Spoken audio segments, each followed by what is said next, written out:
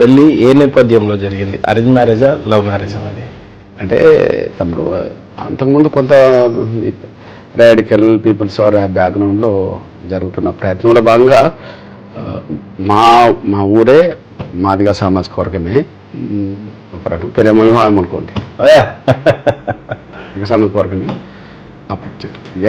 చేసుకున్నారు 83. అంటే మేము కూడా అనుకుంటాం ఇంత మండోడు ఏదైనా ఒకటి నమ్ముకున్నాడంటే ఆఖరి క్షణం వరకు నిలబడతారు.